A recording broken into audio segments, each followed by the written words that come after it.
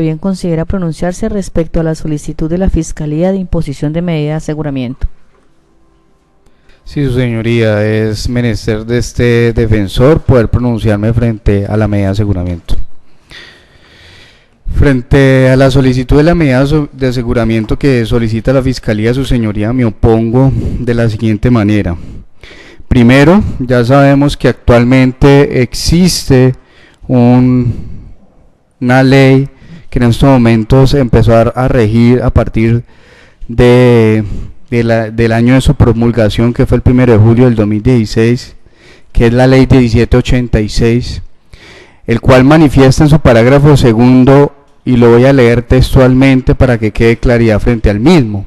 y es: las medidas de aseguramiento privativas de la libertad solo podrán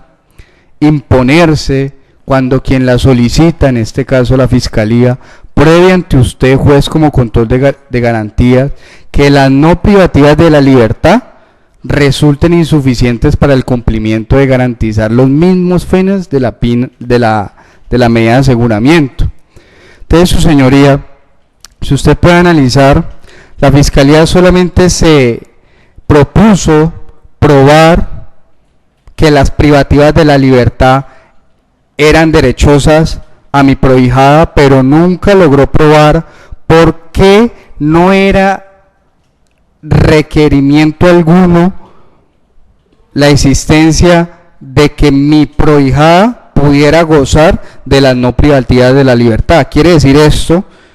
que precisamente la Fiscalía, al no probar bajo este derecho 1786 del 1 de julio de 2016, que fue modificado por la ley 1760 del 2015, no se puede imponer, su señoría, porque la Fiscalía no logra probar por qué mi prohijada no se puede someter a un mecanismo de vigilancia electrónica o una institución determinada, y así sucesivamente, del numeral primero al numeral noveno del artículo 307, literal B, que son las no privativas de la libertad.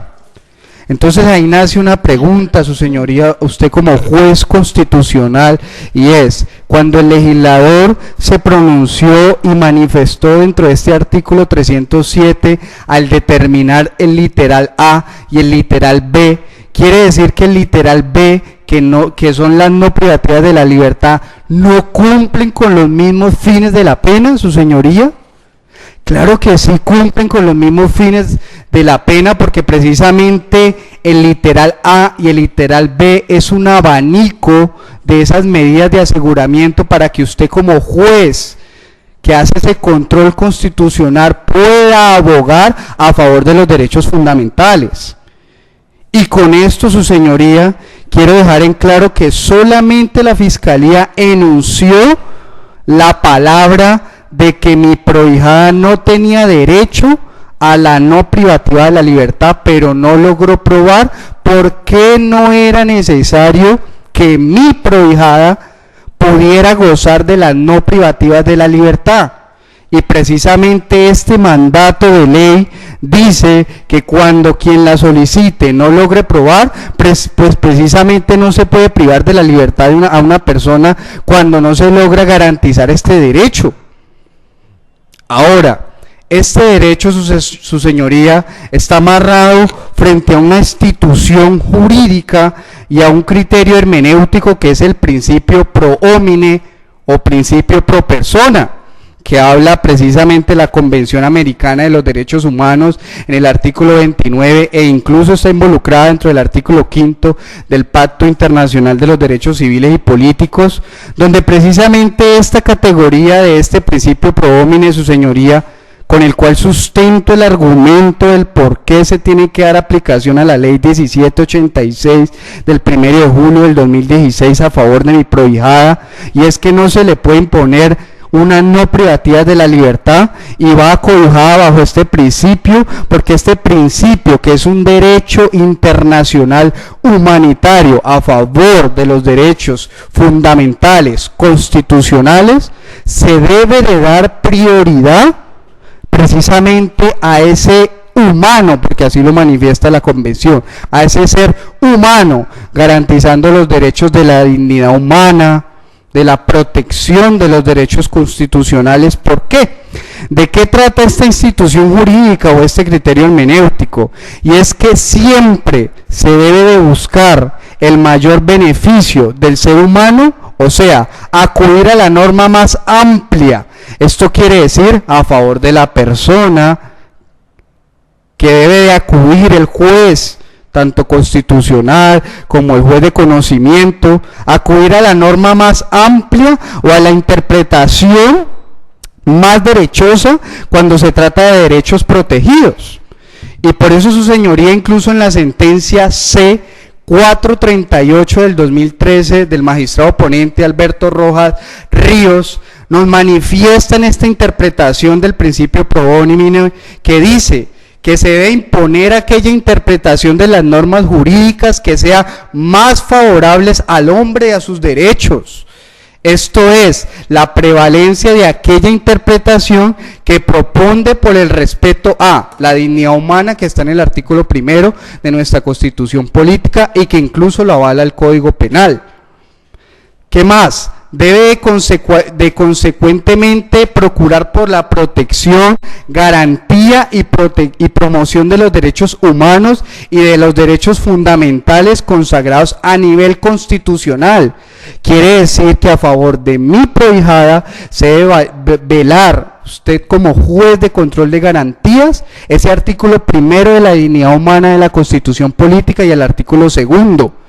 ¿Y por qué, su señoría? Porque estos tratados internacionales, esto no es por hablar falacia de este togado del derecho, sino porque precisamente el artículo 93 de la Constitución Política de Colombia nos habla de que los derechos y deberes contenidos en la Constitución Política de Colombia se deben interpretar de conforme con los tratados sobre los derechos humanos ratificados por Colombia, y podemos observar, su señoría, que este principio pro homine, que es de la Convención Americana de los Derechos Humanos, en el artículo 29, y el Pacto Internacional de Derechos Civiles y Políticos, artículo 5, está este tratado ratificado por Colombia, o sea, no es desconocido para nuestra jurisdicción. Por lo tanto, su señoría, bajo ese principio pro homine, le ruego a usted, como juez de control de garantía, que por favor, a favor de mi prohijada, se haga valer el derecho de que la Fiscalía no probó ante esta instancia de que mi prohijada no tenía el derecho de no gozar de las privativas de la libertad. Ya la Fiscalía no logra probar, sino que solo logra probar las privativas de la libertad. Entonces quiere decir que se debe dar fiel cumplimiento a esta norma para garantizar precisamente, su señoría, de que usted pueda ser objetivo, de que es que no solamente las privativas de la libertad cumplen con los fines de la pena, sino que precisamente el legislador también incluyó este literal, porque este literal cumple los mismos fines de la pena. Sea cualquiera de estas dos, cumple los mismos fines de la pena. Ahora, frente a las investigaciones que está hablando la Fiscalía y frente a los antecedentes que manifiesta la Fiscalía, que es una del Juzgado Quinto Penal de Bucaramanga del 2003, una del Juzgado Primero Penal de Bucaramanga del 2005, una del Juzgado Segundo de Ejecución de Bucaramanga del 2010 y una del Juzgado Primero Penal de Envigado del 2013. Su señoría, usted puede analizar que bajo sentencia C-121 del 2012, la Corte Constitucional ha dicho muy claro que esto no se puede tener en cuenta como antecedentes porque ya es pena cumplida, y que las investigaciones a que den lugar los procesados no se deben de tener también en cuenta como antecedentes, porque son sencillamente anotaciones. Incluso, su señoría, usted se puede ver en el marco del principio de la costumbre que hasta los mismos jueces son también, y hasta nosotros los apoderados somos también, atacados por anotaciones e investigaciones de los procesos administrativos, y eso no se pueden tener como antecedentes. Precisamente traigo a colación esta sentencia para que la Fiscalía tenga en cuenta que mi prohijada del 2003 al 2017 lleva 15 años, y estas penas que ella manifiesta, una de 14 meses, una de 7 meses, una de 21 meses, da un total de 10 años y 7 meses y 2 días. Quiere decir que ya llevamos 15 años de que esta persona, que es mi prohijada, ha cumplido una pena. Y que actualmente, como dice la Fiscalía, está purgando una pena, que incluso ya tiene derecho a la domiciliaria porque cumplió con la pena para cumplir el derecho a la condicional. Entonces, su señoría, frente a esto, le ruego como juez constitucional que por favor mi prohijada pueda gozar a partir de estos momentos de una no privativa de la libertad, siempre y cuando tenga en cuenta usted de que la Fiscalía no logró probar la no privativa de la libertad, y mi prohijada tiene derecho a gozar de la no privativa de la libertad. Toda vez que usted puede ver que por las mismas palabras de la Fiscalía que se manifiesta, toda la red de delincuencia que formaba, pues en este caso mi prohijada, ya reparó a la víctima en la totalidad de los bienes, y adicional a eso indemnizó por el daño causado. Quiere decir, su señoría, que mi prohijada tiene toda la intención de cumplir con la administración de justicia, y no como lo manifiesta la Fiscalía, de que quiere tomarse en burla la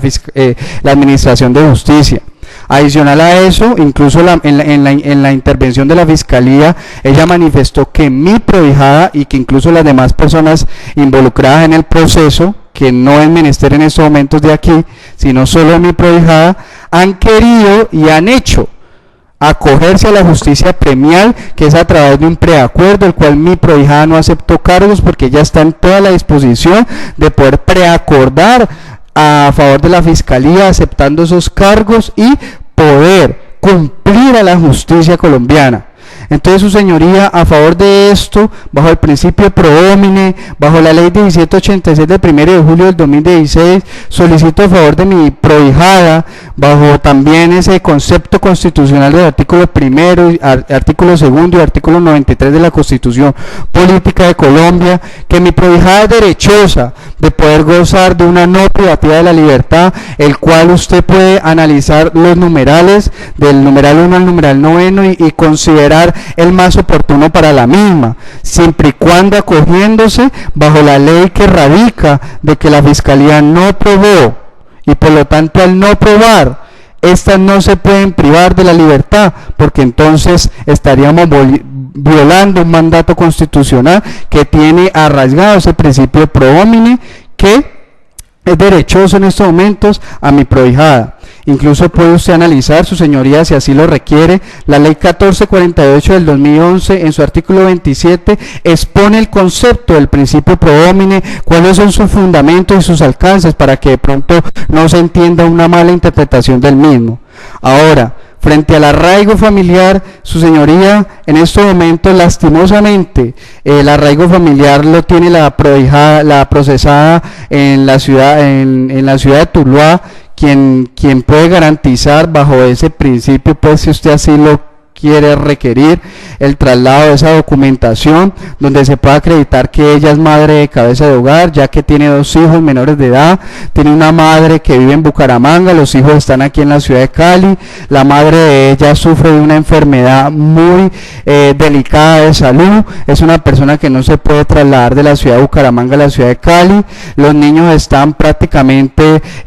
a menester de las vecinas. En estos momentos ella me informa que en caso de que usted así lo requiera, ella poder gozar de una prisión domiciliaria, ella podría estarse ubicada en la carrera 24C, número 3965 del barrio Estorias, el cual ahí habita el señor Rubén, que es el dueño de la casa, que en ese entonces le alquilaba a mi prohijada para que ella pueda gozar de esa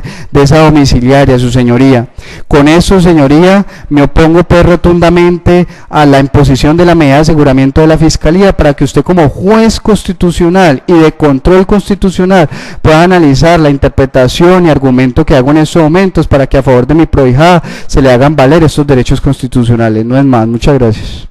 Gracias a usted, doctor. Bueno, ya he escuchado las argumentaciones que ha presentado en esta segunda instancia de imposición de medida de aseguramiento, tanto la delegada fiscal como el abogado de la defensa. Someramente, la Fiscalía ha solicitado imposición de medida de aseguramiento privativa de la libertad en centro carcelario para la señora Nasli Joana Ocasiones, teniendo en cuenta que se cumple con los requisitos específicos, tanto objetivos como subjetivos. En este caso sería la inferencia razonable del inciso primero del artículo 308, el artículo 313, al igual que el artículo 308, numeral segundo y tercero, específicamente en el artículo 310, inciso primero, numeral primero, y el numeral cuarto, y el artículo 312,